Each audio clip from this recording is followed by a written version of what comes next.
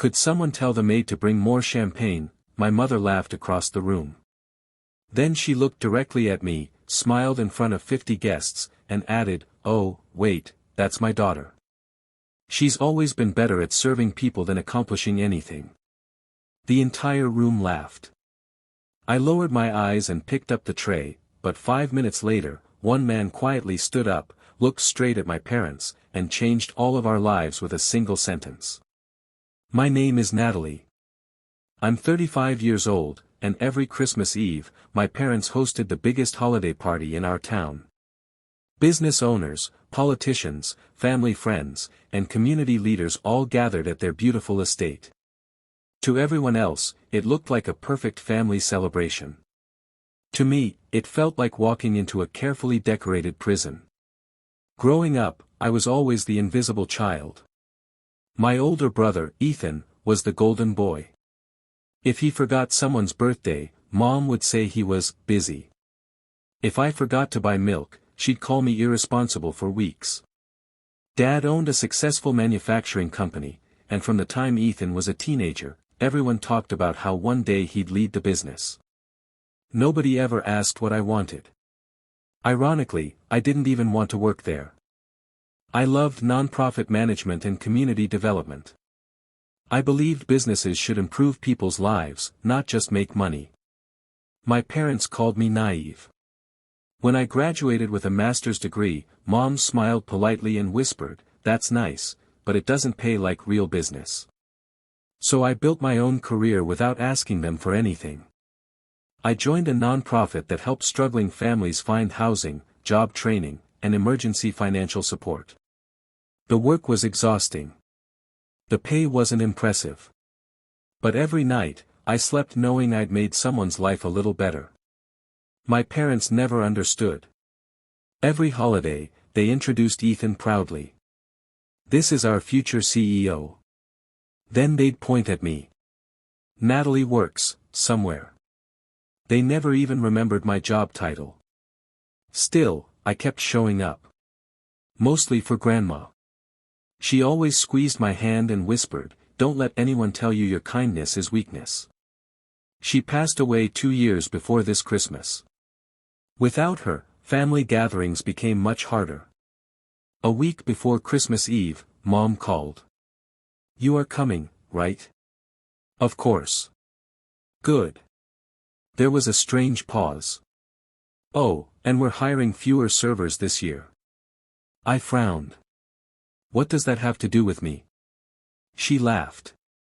"You've always been good at helping." Something about her tone made me uneasy.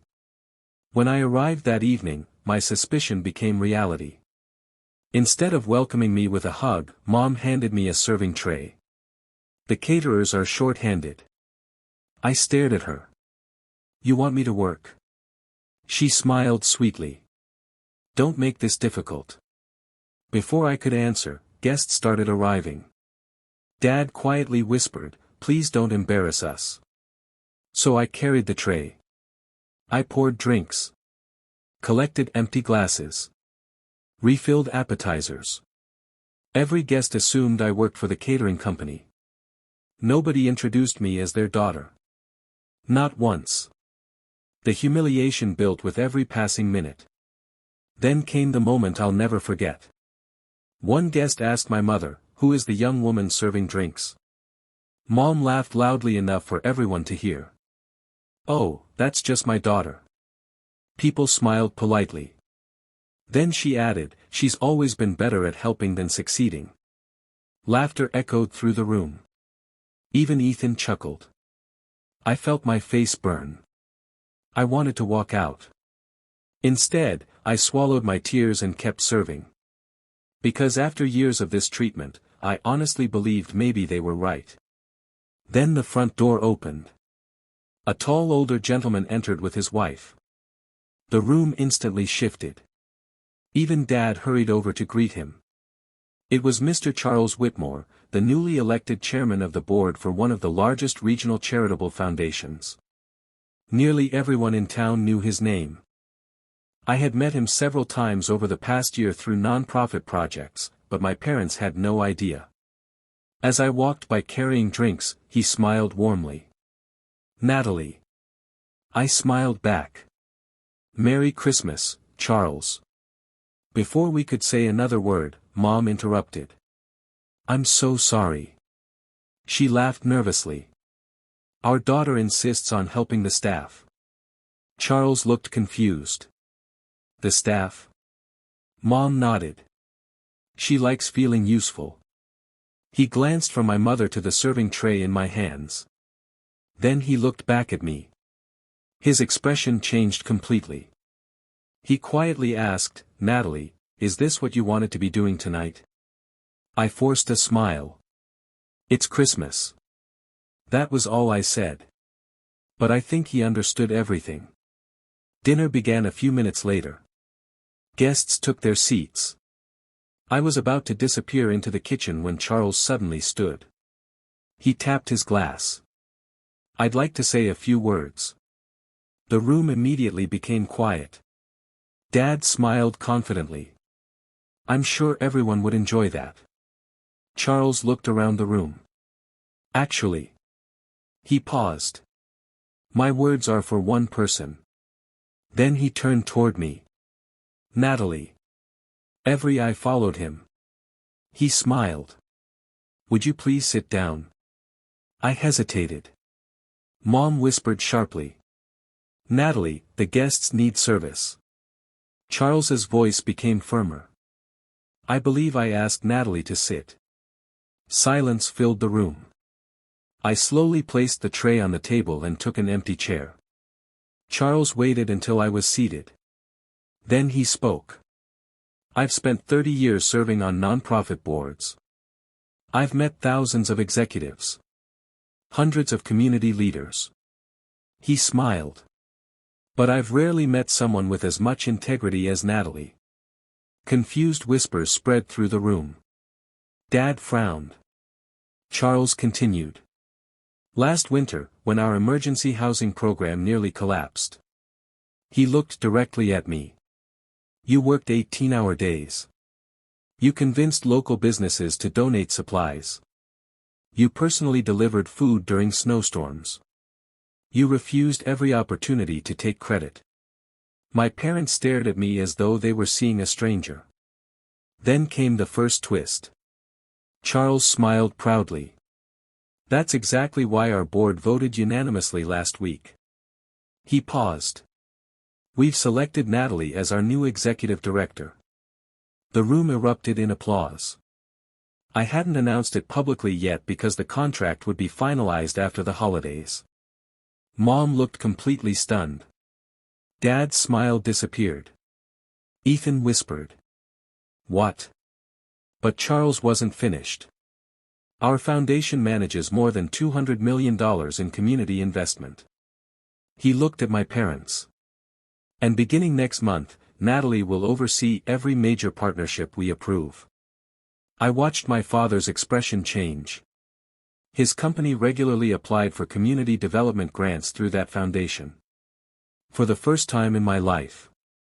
He looked nervous around me. Then came the second twist. Charles reached into his jacket pocket. I almost forgot. He handed me a small envelope.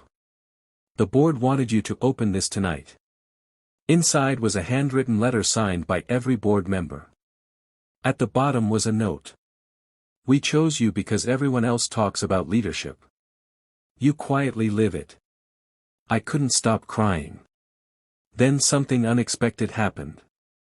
One of Dad's biggest clients stood up.